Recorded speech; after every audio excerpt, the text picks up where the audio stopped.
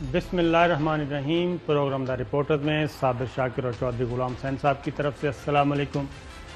नाज़रीन, आज कुछ इम्पॉर्टेंट ख़बरें हैं, लेकिन मौजू है तहरीक लब्बैक पाकिस्तान। उसको कलअदम करार दे दिया गया। अभी तक पार्टी की तहलील से मुतालिक reference बवजूह supreme court of Pakistan को नहीं भेजा जा चुका। वज़ीर आज़म इमरान ख़ान ने आज कौम से ख़िताब किया और इसी दौरान कल से अब तक ये भी इत्तलात मौसूल हो गई कि जनाब मुज़ाकरात तहरीक लब्बैक पाकिस्तान के जो इस वक्त कोट लखपत जेल में कैद हैं सरबराह साद रिजवी साहब, उनके साथ मुज़ाकरात भी हो रहे हैं। तो मैं सबसे पहले तो ये गुजारिश करूँगा कि पैमरा से ना वो नोटिफिकेशन जो है वो अगर वापस ले लें तो ज़्यादा बेहतर है, क्योंकि मीडिया को ये कहा गया था कि किसी किस्म की कोई रिपोर्टिंग नहीं करनी, क्योंकि उनको कलअदम करार दिया जा चुका है। लेकिन अब चूँकि बाकायदा तौर पे मुज़ाकरात भी शुरू हो चुके हैं और ख़बरें भी आ रही हैं, पार्लिमान में भी इसी बारे में बातचीत हो रही है, तो वज़ीर आज़म इमरान ख़ान साहब का कौम से ख़िताब भी हो चुका है। तो जब सब हो चुका है तो फिर मीडिया को भी मेरा ख़्याल है कि कह देना चाहिए कि आप भी मामूल के मुताबिक जो है वो रिपोर्टिंग कर सकते हैं। तो पहले वज़ीर आज़म इमरान ख़ान साहब ने आज क्या कहा, ज़रा सुनिए जी। टीएलपी का जो मकसद है जिसकी वजह से वो लोग बाहर निकाल रहे हैं, मैं आपको यकीन दिलाता हूं कि वो ही मेरा मकसद है, वो मेरी गवर्नमेंट का मकसद है। टीएलपी का क्या तरीका कार है और मेरी गवर्नमेंट और मेरा जब से हम आए हैं हम क्या कोशिशें कर रहे हैं कि दुनिया में ये गुस्ताखी ना की जाए उनकी शान में। वज़ीर आज़म ने कहा कि मकसद एक ही है, जो टीएलपी का मकसद है वही उनका मकसद है कि शान में गुस्ताखी रोकी जाए, हुज़ूर अकरम सल्लल्लाहु अलैहि वसल्लम की नामूस की हिफाजत की जाए। लेकिन तरीक़ाकार का मसला है, तरीक़ाकार मुख्तलिफ होगा। फिर उन्होंने ये भी कहा कि एहतजाज से क्या नुकसान हो सकता है।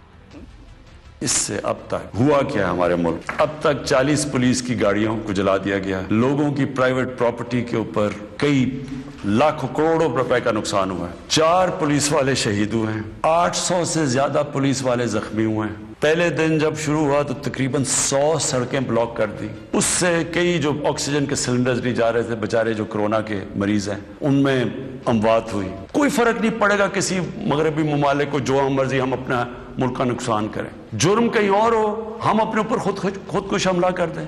ये कौन सी अकल और समझ है? बिल्कुल दुरुस्त है कि जुर्म कहीं और हो और ख़ुद कुछ हमला हमें अपने आप पर नहीं करना चाहिए। चौधरी साहब, बात तो ठीक है, लेकिन यानी हमें समझ नहीं लगती कि इस वक्त सारे तरफ मुसलमान हैं, अल्लाह और रसूल के लिए ज़िंदगी गुजारने वाले और मरने वाले, लेकिन आपस अपने ही गले काट रहे हैं। और जो वाक़यात हुए हैं इससे मेरा तो सच्ची बात है दिल बर्दाश्ता हूँ और सर शर्म से झुक जाता है कि हम किस किस्म के माशरे और मुल्क में रह रहे हैं कि तमीज़ ही कोई नहीं है।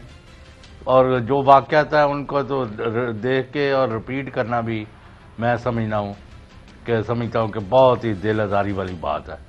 अल्लाह करे कल से बातचीत हो रही है और सुलह सफाई से मामला तय हो जाए। बिल्कुल, इसका हल एक ही है और ताकत का इस्तेमाल ना माजी में कोई बारावर साबित हुआ है और ना ही आज होगा और ना ही आइंदा कभी होगा जब मामला ऐसा होगा। अब ज़रा सुनिए जी कि टीएलपी का वाक़या पाकिस्तान में हुआ, एहतजाज हुआ और इससे फ़ायदा किस किस फरीक ने उठाने की कोशिश की, ये भी ज़रा सुनाइए जी। और फिर बाहर से कूद पड़े लोग, हमारे पाकिस्तान के दुश्मन। अभी तक हमने जो 4 लाख ट्वीट्स को एनालाइज किया उनमें से 70% फेक अकाउंट से थी। 380 इंडिया के ग्रुप थे जो कि व्हाट्सएप से फेक न्यूज चला रहे थे कि सिविल वॉर हो गई पाकिस्तान में। चौधरी साहब, ये बात तो दुरुस्त है, हम पहले भी ये कह चुके हैं कि एक तरफ आप बताते हैं कि हाइब्रिड वार है, 5th जनरेशन वार है, और फिर इस तरह के माहौल में मुझे मुझे भी मैसेजेस आ रहे हैं, उसमें जो ग्रुप बने हुए हैं व्हाट्सएप, उसमें इंडिया के नंबर भी शामिल हैं, उसमें फ्रांस के नंबर भी शामिल हैं, उस पर यूरोपियन कंट्रीज़ के बहुत सारे ममालिक हैं, اس میں کچھ اور ممالک بھی ہیں، وہاں سے بھی یہ میسیجز اور اس طرح کی چیزیں آ رہی ہیں باقاعدہ طور پہ. تو اس سارے معاملے کو روکنے کے لیے بھی گورنمنٹ کو کوئی، اگر میں اگین دوبارہ کہوں گا. اچھا صابر شاکر صاحب، آپ کی جو سارے معاملات پر نظر ہے، کس نے کہاں خرابی کی اور کس نے بڑی غلطی کی؟ صاحب بات یہ ہے کہ پہلے تو اس کا میں بات کا جواب دیتا ہوں، لیکن میں اگین بات واپس آؤں گا پیمبرا کی طرف کہ اگر یہ ساری چیزیں ہم بتا رہے ہوتے، ہمیں اجازت ہوتی، ہم بتا رہے ہوتے، ہم دکھا رہے ہوتے، یہ ساری انفارمیشن ہم بتا سکتے تھے، دکھا سکتے تھے، لیکن وہ بین کر دیا گیا. اور جب بین کر دیا گیا تو اس کے بعد پھر یک طرفہ سٹوریز ہیں، پھر سوشل میڈیا تھا اور باقی سب لوگ تھے جس نے جتنا حصہ ڈالا اور جس نے جتنی آگ لگا سکتا تھا وہ لگائی. اب آپ نے کہا کہ اس میں کس کا کتنا حصہ، پہلے ذرا وزیر اعظم عمران خان کے ذرا سن لیں کہ حساس معاملے پر سیاست کی ذرا سنائیے گا جی. ہماری پولیٹیکل پارٹیز کہ وہی جے یو آئی جو فضل الرحمان کی پارٹی، وہ بھی بیچ میں شامل ہو گئی، کسی طرح گورنمنٹ کو ڈی سٹیبلائز کریں، ملک کو نقصان پہنچائیں. ساتھ وہ نون لیگ آج ان کے ساتھ مل گئے ہیں صرف انتشار پھیلانے کے لیے. آج ان کے ساتھ مل گئے ہیں. اس کے بعد وزیر اعظم نے جی پلان بتایا، پہلے وہ ذرا سن لیں کہ ان کا پلان کیا ہے.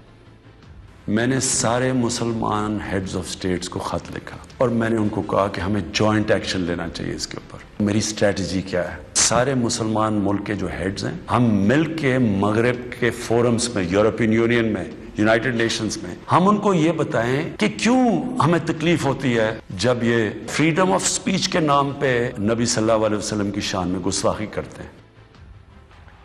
ان کا پلان تھا جی کہ اس کے علاوہ بھی انہوں نے کہا کہ میں نے تمام سربراہان مملکت کو، مسلم سربراہان کو خطوط بھی لکھے ہیں کہ اس میں مل کے اسٹریٹجی بنائی جائے، مل کے پلاننگ کی جائے تاکہ مغرب کو روکا جا سکے. آگے جا کے انہوں نے کہا کہ تحفظ کے لیے ٹیم بنانے کا بھی اعلان کر دیا انہوں نے، کیونکہ ان کو اس چیز کی سمجھ نہیں ہے. مغرب کے اندر ان کے جو پیغمبر ہیں ان کو اس طرح نہیں، ان کا پیار اور عشق جس طرح ہمارا ہے، ہمارے نبی سے ہے، نہ ان کی اس طرح کی عزت کرتے ہیں، بلکہ وہ دین کو ان کے اتنے قریب نہیں ہے جس طرح ہم اپنے دین کے قریب رہتے ہیں. اس لیے ہمیں ان کو سمجھانا پڑے گا، اور سمجھائیں گے جب آپ مل کے اکٹھے کلیکٹیولی مسلمان دنیا کے ہیڈز آف سٹیٹس مل کے یہ کہیں گے کہ اگر کسی ملک میں سے اس طرح کیا گیا تو ہم سارے مل کے ان کا ٹریڈ بوائیکاٹ کریں گے. اس کا اثر ہوگا. اس طرح ہم اپنے مقصد ہے اس پہ پہنچ سکتے ہیں. اس کے بعد وزیر اعظم نے کہا جی کہ ناموس رسالت کے لیے اپنی کاوشوں کو قوم کے سامنے رکھا اور ذمہ داری بھی انہوں نے اٹھائی. کیا اعلان کیا سنیے. میں آج آپ سب کے سامنے کہتا ہوں کہ میں ذمہ داری اس کی لیتا ہوں، میں ہی اس کیمپین کو لیڈ کروں گا، لیکن میں انشاءاللہ اپنی قوم کو مایوس نہیں کروں گا، اپنے مسلمانوں کو مایوس نہیں کروں گا. ہم انشاءاللہ ان کو یہ ایک دن سمجھا دیں گے کہ جس طرح اگر وہ یہودیوں کے لیے سینسٹیو ہیں، ان کو تکلیف نہیں دینا چاہتے، تو ہم تو سوا ارب مسلمان ہیں، ہمارے بھی دل ہیں. سوا ارب مسلمان ہیں، ہمارے بھی دل ہیں. اور پھر انہوں نے کہا کہ جی کہ ہیڈ آف سٹیٹ نے میری طرح اس مسئلے کو اجاگر کیا. کیسے کیا سنائیے جی. جی یہ شارٹ مس. اچھا جی چودھری صاحب، آپ نے پوچھا، سب سے پہلے لیٹسٹ سچویشن بتا دیں کہ شیخ رشید صاحب نے جی کیا کہا وزیر داخلہ نے آج، ذرا سنائیے گا جی. ٹی ایل پی سے بات چیت چل پڑی ہے اور پہلا دور کافی بہتری سے مکمل ہوا ہے. سحری کے بعد صبح دوسرا راؤنڈ ہوگا. انہوں نے گرفتار جو بندے یرغمالی بنائے تھے پولیس والے 11 وہ چھوڑ دی ہیں، اور وہ خود بھی ٹی ایل پی کے لوگ مسجد رحمت للعالمین کے اندر چلے گئے ہیں اور پولیس بھی پیچھے ہٹ چکی ہے. یہ آج صبح انہوں نے اناؤنس کیا جی، لیکن اس سے پہلے کیا کہہ رہے تھے جب میڈیا پہ بھی انہوں نے کہا کسی قسم کی کوئی چیز نہیں دکھانی. کیا کہا تھا جی وزیر داخلہ نے؟ کوئی مذاکرات کا عمل اس وقت نہ جاری ہے نہ میرے نوٹس میں ہے. مذاکرات کی ہم نے کافی 2-3 مہینے کہی لیکن وہ کسی نتیجہ نہیں نکلی. وہ ہر صورت میں اپنے ایجنڈے سے پیچھے ہٹنے کے لیے تیار نہیں ہے، تو حکومت کو اپنی رٹ قائم کرنے کے علاوہ کوئی چارہ کار نہیں. اب ذرا جی فواد چوہدری صاحب کو سنائیے جی. ٹی ایل پی کے ساتھ معاہدوں کا کیا سٹیٹس ہے؟ تو اب تو ٹی ایل پی ختم ہو گئی ہے. ناؤ دا بینڈ آرگنائزیشن کے ساتھ جو بھی ایگریمنٹ ہوگی یا بات چیت ہوگی وہ تو ویسی وائڈ ہو جائے. یہ ہے جی کہ وزیر داخلہ پہلے یہ کہہ رہے تھے کہ ہماری یہ پالیسی ہے. چوہدری صاحب جو آپ نے کہا کہ خرابی کہاں پہ ہو رہی ہے میں سنا رہا ہوں. وزیر اطلاعات و نشریات کہہ رہے تھے کہ ٹی ایل پی ختم ہو گئی، کوئی مذاکرات نہیں. اس کے بعد پھر مذاکرات شروع کیے گئے. وہ اس وقت شروع کیے گئے جب حالات لاہور میں صورتحال قابو سے باہر ہو گئی. ایک آپریشن کیا گیا، باہمی طور پہ ان کے آپس میں لڑائی ہوئی اور فائرنگ ہوئی جس میں پولیس والے بھی زخمی ہوئے، شہید بھی ہوئے اور ٹی ایل پی کے کارکنان بھی اس میں زخمی ہوئے. اور ابھی تک کوئی کیا کہنا چاہیے اموات کی کوئی ہمارے پاس کوئی اطلاع نہیں ہے، نہ سرکاری طور پہ نہ غیر سرکاری طور پہ. تو نور الحق قادری صاحب نے آج پھر قومی اسمبلی میں اسٹیٹمنٹ دیا. پالیسی اسٹیٹمنٹ آئی 4 دن کے کیوس کے بعد ایک پالیسی اسٹیٹمنٹ آئی.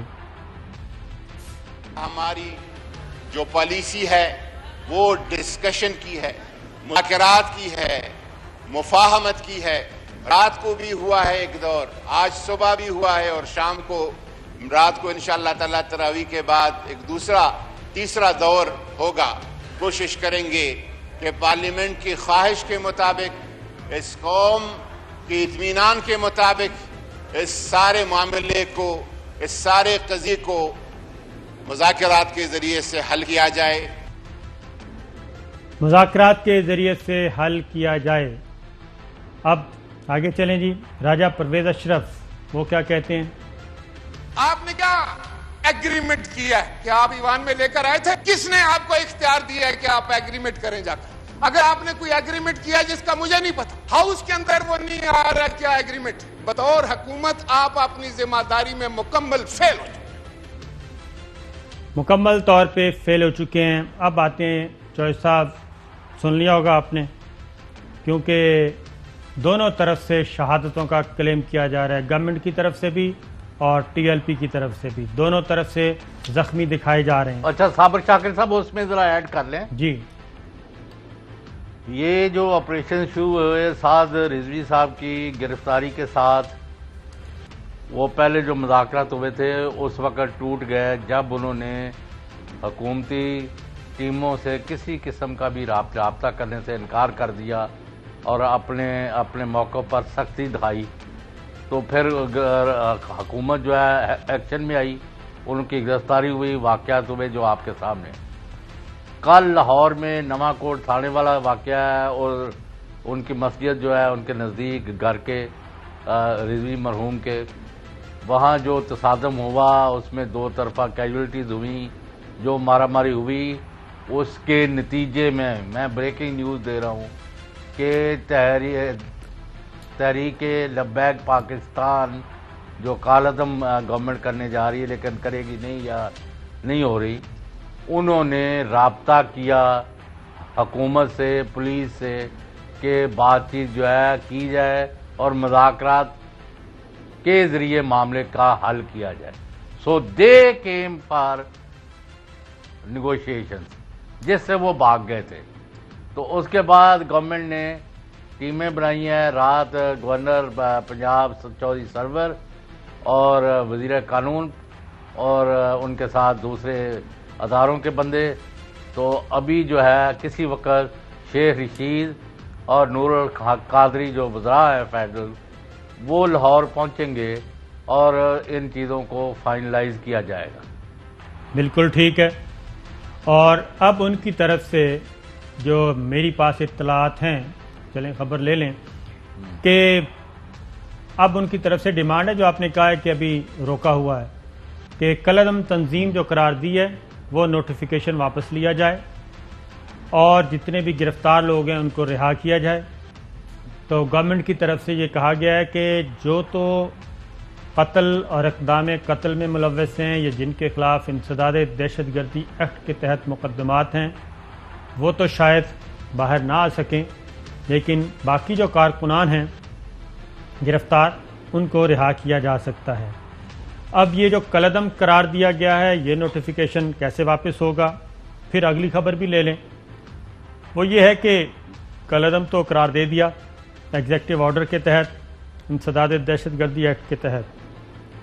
پارٹی کو تحلیل کرنے کے لیے ریفرنس بھیجا جانا ہے سپریم کورٹ آف پاکستان میں، وہ ابھی تک نہیں بھیجا جا رہا، وہ لاء منسٹری کو بھیجا ہوا ہے، اور میری اطلاع کے مطابق وزارت قانون جو ہے وہ کہتی ہے کہ پہلے میٹیریل دیا جائے، ایویڈنس دیا جائے، اتنا سالڈ ایویڈنس کہ ہم سپریم کورٹ آف پاکستان میں جب یہ اوپن کورٹ میں بحث ہو، کیونکہ ان کی طرف سے بھی وکیل ہوں گے، ہماری طرف سے بھی، تو ہمارے پاس اتنا سفیشینٹ میٹیریل ہونا چاہیے کہ کسی بھی سیاسی جماعت کو جس کی نمائندگی اسمبلیوں میں موجود ہے اس کو تحلیل کرنے کے لیے، دہشت گرد ثابت کرنے کے لیے میٹیریل ہونا چاہیے، اور وہ میٹیریل پہلے ہم ایگزامن کریں گے، اس کے بعد وہ دیں گے۔ وہ میٹیریل بند لفافے میں نہیں ہونا چاہیے۔ یہ ہے وزارت قانون کا اب تک کا جو معاملہ یہ رکا ہوا ہے۔ جوائے صاحب، وہ ٹھیک ہے آپ کی بات، ابھی وہ سعد رضوی صاحب کی بھی مطلب ہے کنڈیشنل بیل کروا دی جائے گی، اور آپ نے ٹھیک کہا ہے جو لوگ ہینس کرائم میں قتل و غارت گری، اپنے آگ لگانا، گاڑیاں جلانا، املاک تباہ کرنا اور افسروں کو اغوا کر کے ان پر تشدد کرنا، ٹارچر کرنا، ہینس کرائم والے لوگوں کو کی کیٹیگری علیحدہ ہوگی۔ جن کو ویسے بلوے میں یا جلوس جلسے میں شریک ہونے کے الزامات میں یا وہاں سے پکڑے گئے ہیں ان کو فردن کیسز کو سب کو رہا کیا جائے گا، سعد رضوی کی بھی ضمانت ہو جائے گی۔ اور یہ جو اس کا ابھی تک پروسیس ہے کہ اس کو کالعدم قرار دیا جائے، وہ اپنی نیک نیتی اور نیک چلنی کا یقین دلائیں گے، اور آئندہ اس طرح کی مارو پیٹو، حملہ کر دو، گراؤ جلاؤ اور سفیر کو نکالو، فلاں کو کرو، یہ کرنے بند کرائیں گے۔ جب مارچ کی کالز نہیں دی جائیں گی اور تشدد کے یعنی دعوے نہیں کریں گے، اور تمام فریق مل کے ناموس رسالت کے لیے جدھر جدھر ہمارے مجرم ہیں وہ ان کے ساتھ ڈیل کیا جائے گا، ایک قوم کے طور پر اور ایک امہ کے طور پر۔ بالکل صحیح ہے۔ اب ذرا یہ براڈ آؤٹ لائن ہے جس پر بات چیت ہو رہی ہے۔ بالکل صحیح ہے۔ اور آج وزیر اعظم عمران خان کی جب سپیچ آنی تھی تو یہ بھی ریومرز موجود تھی مارکیٹ میں کہ ہو سکتا ہے وزیر اعظم اس بارے میں کوئی اعلان کر دیں، فرانس کے ایمبیسیڈر کے بارے میں بات کر دیں، کوئی کالعدم جو تنظیم قرار دی ہے اس کے بارے میں بات کریں، تو اس سلسلے میں ابھی تک گورنمنٹ نے کوئی ڈیسیژن نہیں لیا اور گورنمنٹ اپنی بات پہ قائم ہے۔ اور لیکن یہ بھی بات موجود ہے کہ وزارت قانون جو ہے وہ میٹیریل مانگ رہی ہے، وہ میٹیریل جسے کورٹ میں کل جا کے ثابت کرنا پڑے گا، ورنہ پھر وہاں سے گورنمنٹ کا کیس بہت زیادہ کمزور ہو جائے گا، اور پھر یہ معاملہ بھی جو نوٹیفیکیشن ہے یہ بھی جب آپ کسی جماعت کو تحلیل نہیں کروا سکتے تو پھر اس کو کالعدم کیسے قرار دے سکتے ہیں۔ ڈاکٹر نور القادری صاحب نے کیا کہا جناب آج وزیر امور نے، وہ بھی سنیے۔ معاملہ اور معاہدہ کی روح سے ہم اس معاملے کو پارلیمنٹ میں لانے کے پابند ہیں۔ آپ آ جائیں، اسپیکر صاحب ایک پارلیمانی کمیٹی کو نامزد کری جس میں تمام سی جماعتوں کی نمائندگی ہوگی، اور اس کے سامنے اپنا موقف، آپ کا جو ڈرافٹ ہے، آپ جو کچھ چاہتے ہیں اس کے سامنے آپ پیش کریں گے، اور پاکستان کی فارن آفس اور فارن پالیسی ایکسپرٹ اپنا سٹیٹمنٹ دے دیں گے، ادھر اپنا ڈرافٹ دے دیں گے، اور وہ کمیٹی جس طرح چاہے خارجہ پالیسی کا تعین حکومت وقت اور پارلیمنٹ کا کام ہے کہ یہ کرے۔ ہم نے ان کو یہ کہا کہ اس کمیٹی قائل کریں. وہ کمیٹی اگر فیصلہ کرتی ہے تو حکومت کو من و عن وہ فیصلہ قبول ہوگا. کمیٹی کو قائل کریں. اب جی چوہے صاحب آپ کے سوال کا جواب آ گیا کہ خرابی کہاں سے شروع ہوئی. اب آج وزیر مذہبی امور نور الحق قادری صاحب نے کہا کہ وہ معاہدے پر قائم ہیں. جو معاہدہ ہوا تھا وہ معاہدہ کیا تھا؟ وہ معاہدہ ہوا چوہے صاحب 16 نومبر 2020 کو، پہلا ایگریمنٹ. اس میں دستخط ہیں بریگیڈیئر ریٹائرڈ سید اعجاز شاہ صاحب وزیر داخلہ اس وقت کے، پیر نور الحق قادری صاحب وزیر مذہبی امور جو اس وقت بھی موجود، عامر احمد کمشنر اسلام آباد، اور دوسری جانب تحریک لبیک کے دستخط ہیں ڈاکٹر محمد شفیق KPK امیر ہیں وہاں کے، سید عنایت الحق شاہ امیر شمالی پنجاب، علامہ غلام عباس فیضی صاحب ناظم اعلیٰ شمالی پنجاب. یہ تین دستخط موجود ہیں. ہاتھ سے لکھا ہوا معاہدہ ہے. بسم اللہ الرحمن الرحیم سے شروع ہوتا ہے. 16 نومبر کو ہوا ہے. معاہدے کے نکات ہیں: حکومت فرانس کے سفیر کو 2 سے 3 ماہ کے عرصے کے اندر پارلیمنٹ سے فیصلہ سازی کے ذریعے ملک بدر کرے گی. حکومت اپنا سفیر فرانس میں تعینات نہیں کرے گی. فرانس کی مصنوعات کا سرکاری سطح پر مکمل بائیکاٹ کیا جائے گا. گرفتار شدہ اسیران ناموس رسالت صلی اللہ علیہ وسلم کو فی الفور رہا کیا جائے گا، اور بعد میں موجودہ مارچ کے حوالے سے کوئی مقدمہ قائم نہیں کیا جائے گا. یہ پہلا ایگریمنٹ. اس کے بعد یہ دوسرا ایگریمنٹ ہوتا ہے، اور اس معاہدے میں یہ ہوتا ہے جی مؤرخہ 11 فروری 2021 کو.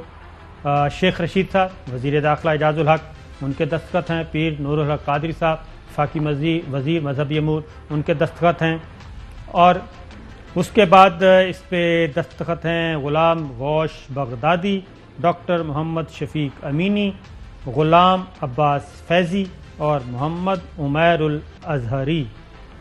اس میں کہا گیا جی کہ تحریک لبیک یا رسول اللہ صلی اللہ علیہ وسلم پاکستان اور حکومت پاکستان کے درمیان ناموس رسالت صلی اللہ علیہ وسلم کے حوالے سے 16 نومبر 2020 کو ایک معاہدہ ہوا تھا جس پر تاحال عمل نہ ہو سکا. اس مسئلے پر حکومت پاکستان اور تحریک لبیک یا رسول اللہ صلی اللہ علیہ وسلم کے درمیان گزشتہ ایک ماہ سے مذاکرات جاری تھے، جس میں حکومت نے اپنے عزم کو دہرایا. معاہدے کی شقوں کو 20 اپریل 2021 تک پارلیمنٹ پیش کر دیا جائے گا اور فیصلے پارلیمنٹ کی منظوری سے طے پائیں گے. یہ ہو چکا تھا معاہدہ، اس پہ دونوں کا اتفاق ہو چکا تھا. تو جب یہ سب کچھ ہو چکا تو پھر 20 اپریل سے پہلے ہی حالات کیوں خراب ہوئے؟ تحریک لبیک پاکستان کے جو حضرات 4تھ شیڈول پر ڈالے گئے ہیں ان کے نام نکال دیے جائیں گے. 20 اپریل 2021 تک طرفین سے کوئی ایسی سرگرمی جو معاہدے کی روح کے منافی ہو معاہدہ منسوخ سمجھا جائے گا. اس ضمنی معاہدے کا اعلان وزیر اعظم پاکستان کریں گے، جس کے بعد یہ معاہدہ نافذ العمل ہوگا اور اس پر عمل درآمد کیا جائے گا.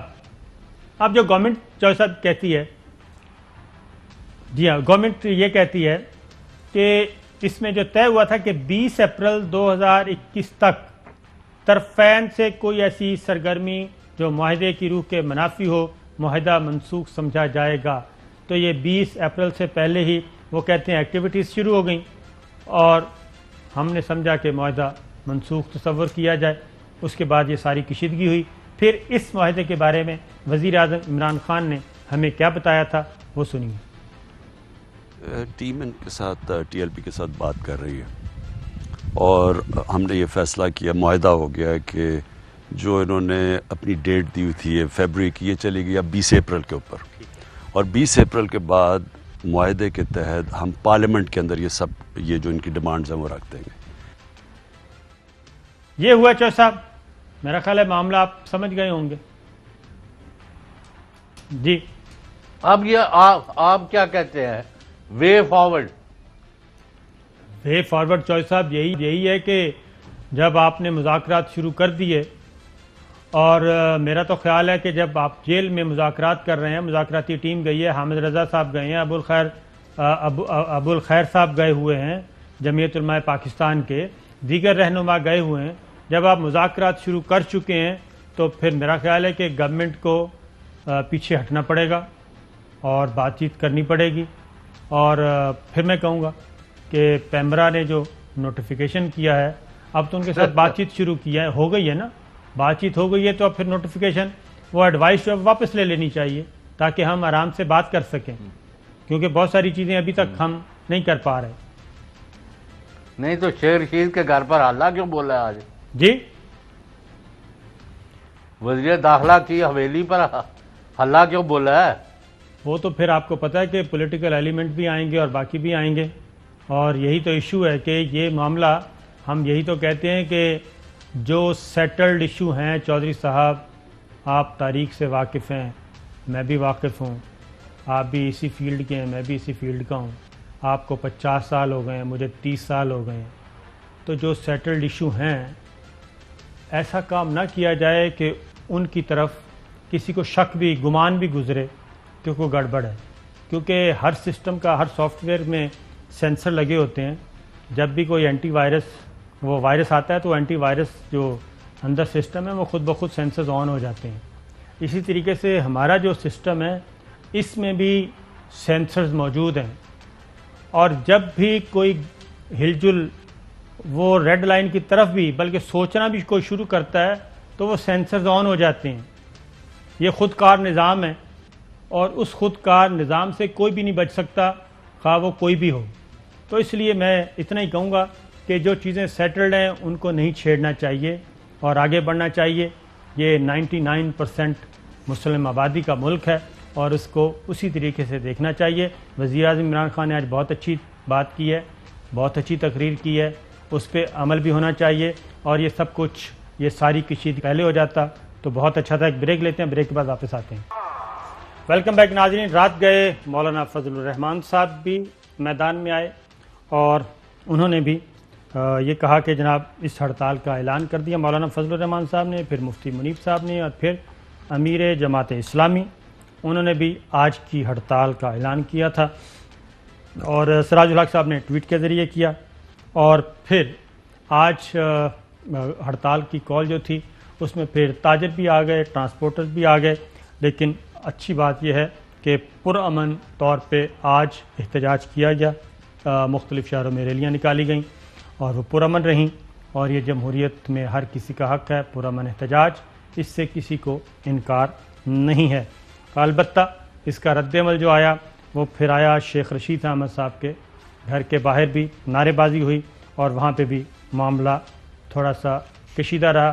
پھر وہاں پہ پولیس فورس کی اضافی نفری جو ہے وہ تعینات کرنی پڑی. چوہدری صاحب اس پہ کچھ اور کہیں گے؟ نہیں, اس پر یہ میں ایک بات ضرور کرنا چاہتا ہوں کہ اگر غلام حسین حضرت محمد صلی اللہ علیہ وسلم کی حرمت کے لیے, عزت کے لیے, ان کے مقام و مرتبے کے لیے ایک امتی کے طور پر اپنی جان بھی دے دے, اپنے بچے بھی قربان کر دے, اپنے ماں باپ قربان کر دے, تو یہ اس کا مسلمان ہونے کے طور پر فرض ہے, کسی پر احسان نہیں ہے. یعنی یہ کیا ایک تماشا بنا ہوا ہے؟ اللہ کی بندگی کرنا اور رسول کے امتی کے طور پر, مسلمان کے طور پر ایکٹ کرنا, دس از آور جو رسپانسبلٹی, پرائمری رسپانسبلٹی. پتہ نہیں کیا, یعنی میں یہ کروں گا, میں وہ کروں گا, میں یہ, بھائی یہ مامے لگتے ہیں. یہ بات ہمارا سب کا فرض ہے. یس, اسٹیٹ رسپانسبلٹی بھی ہے. سر صاحب ایک بات میں یہ کہوں گا ضرور کہ سوشل میڈیا پہ اس میں کتنی حقیقت ہے کتنی نہیں, لیکن جو تحریک لبیک کے کارکن ہیں اور رہنما ہیں وہ ساتھ گالم گلوچ بھی کر رہے ہیں, اور وہ میڈیا پرسنز کو بھی رگڑ رہے ہیں. میڈیا بھی اس سلسلے میں کافی سارا ڈیوائیڈ ہے, کوئی کہہ رہا ہے خاموش کیوں ہیں, کوئی کہہ رہا ہے یہ نہیں دکھائیں. اب ہم اپنے ملک میں اگر آگ لگی ہوئی ہے تو اس کو ہم کیسے دکھا سکتے ہیں؟ یعنی کہ اس آگ کو مزید بڑھانے کے لیے ہم اس میں کم از کم تیل تو نہیں ڈال سکتے.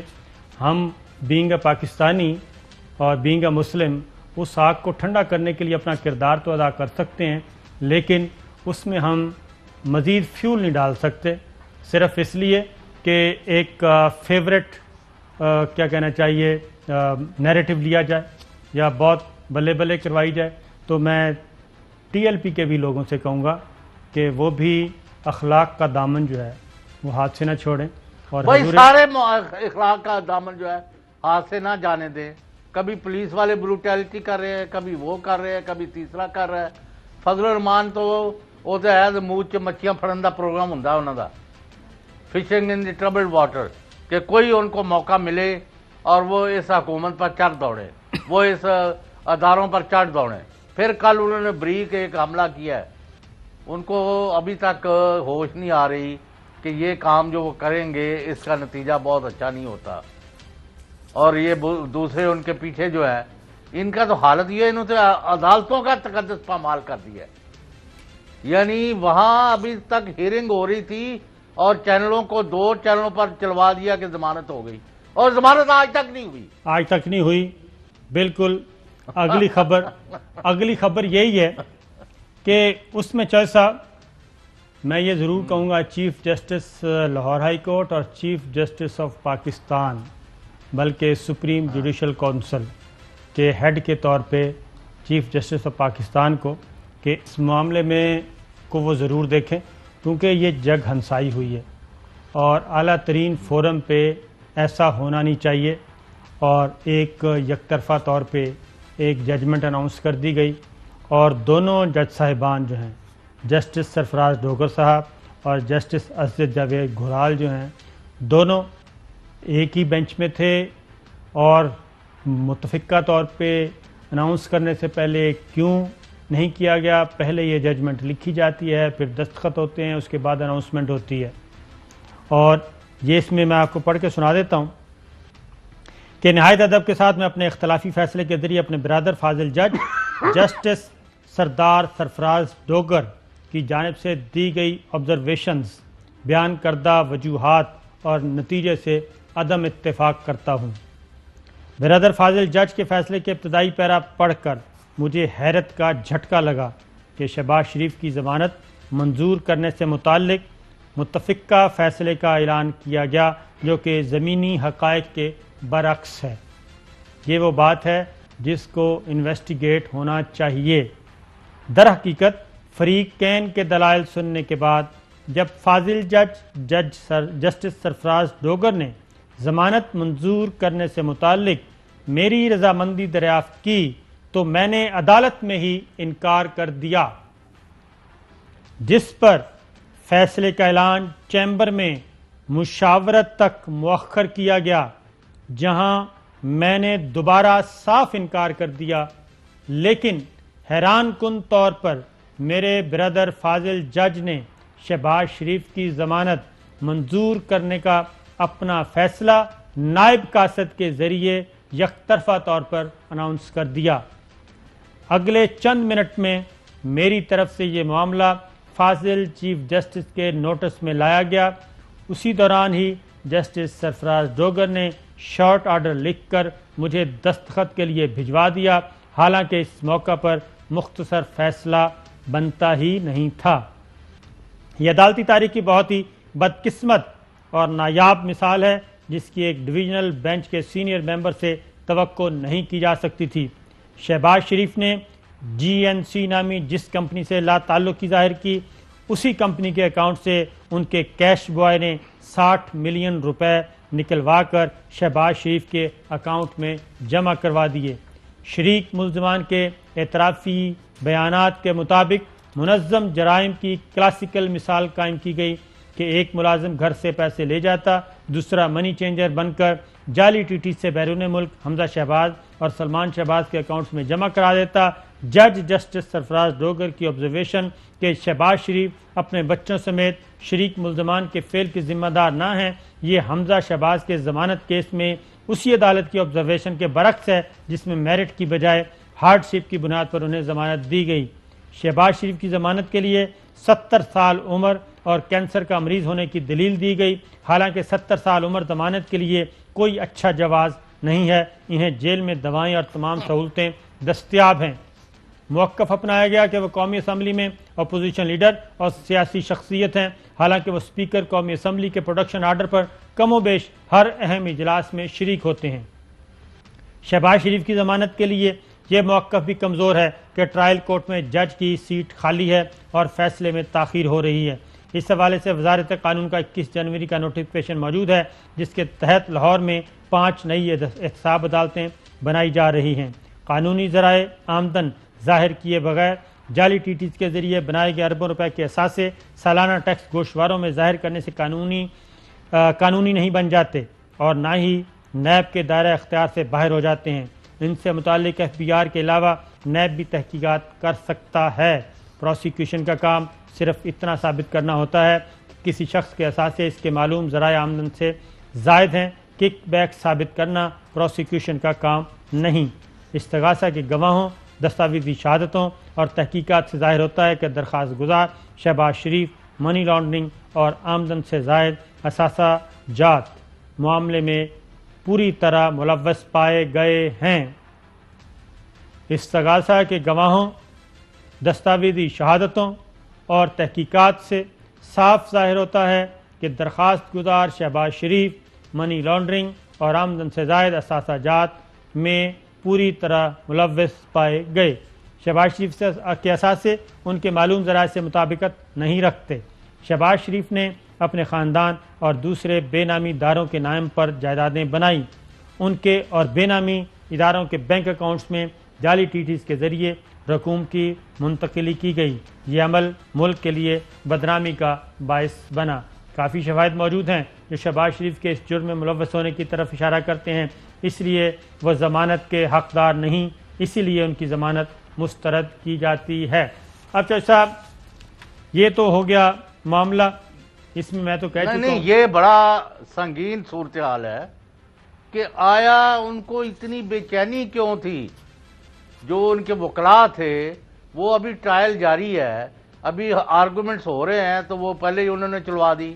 یعنی جیسے یہ الیکشن کی رات جب رزلٹ دیتے ہیں تو پہلے ایک نتیجے بنا کے لوگوں کو فیڈ کر دیتے ہیں اپنی مرضی کے، جن کا اصلی نتائج سے کوئی تعلق نہیں ہوتا، اور وہ وہاں عملے کو اور مخالفوں کے پولنگ ایجنٹس کو متاثر کرتے ہیں۔ ادھر اب عدالت کے اوپر دباؤ ڈالا گیا ہے کہ جی وہ بس ضمانت ہوگی، یہ تو بڑا ضروری ہے۔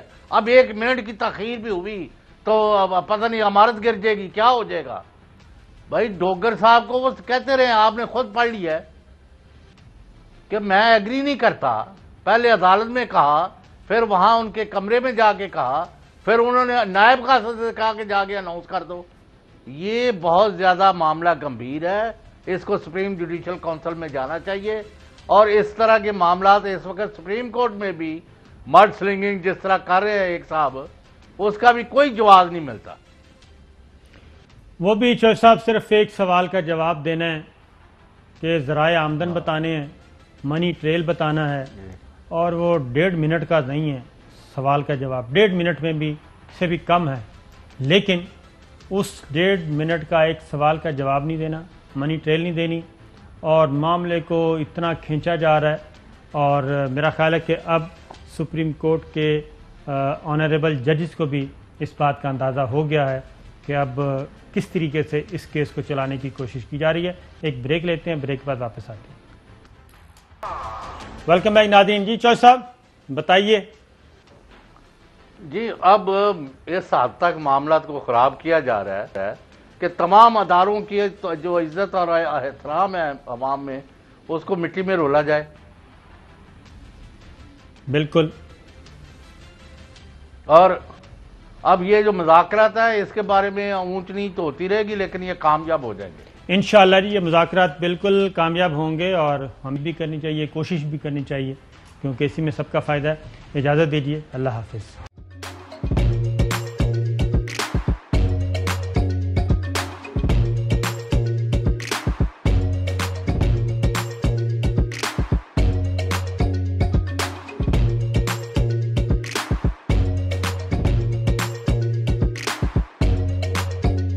Instead of saving up for a new toy or a trip to Disney World, a 7-year-old بدلاً من توفير لعبة جديدة 来自阿拉巴马州的一名7岁女孩没有花 एक नए खिलौने या डिज्नी वर्ल्ड की यात्रा के लिए बचत करने के बजाय Alabama Anstatt für ein neues Spielzeug oder eine Reise nach Disney World zu sparen, hat En stade für ein neues Kielze ODN Resnach Disney World Zus Parent.